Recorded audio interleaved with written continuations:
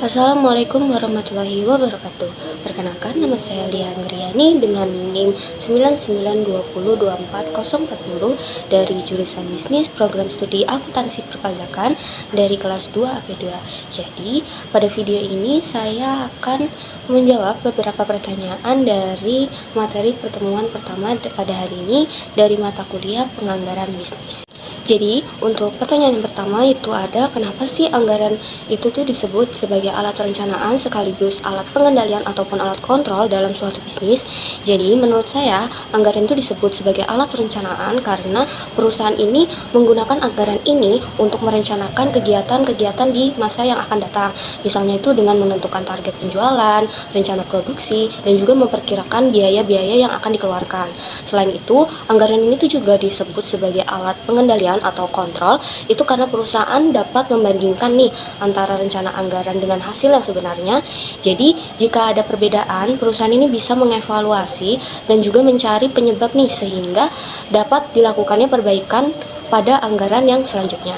Dan untuk pertanyaan yang kedua itu ada, sebutkan apa saja yang termasuk dalam rencana kerja perusahaan dan apa perbedaan dari anggaran operasional dengan anggaran keuangan.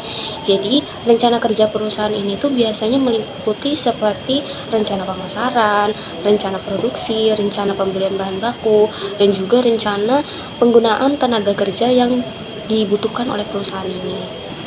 Kalau untuk perbedaan dari anggaran operasional dengan anggaran keuangan ini, anggaran operasional ini tuh berkaitan dengan kegiatan utama perusahaan itu sehari-hari. Contohnya itu seperti anggaran pembelian bahan baku, anggaran biaya tenaga kerja, dan juga anggaran pemasaran.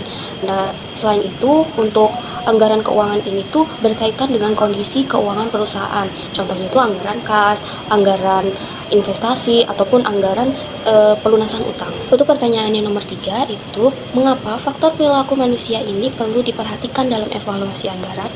Jadi karena anggaran ini tuh dijalankan oleh manajer ataupun karyawan.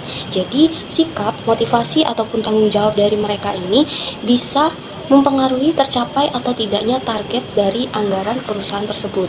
Nah, jika karyawan ini memiliki motivasi yang baik, maka mereka itu akan lebih berusaha untuk mencapai target yang sudah ditetapkan oleh perusahaan tersebut.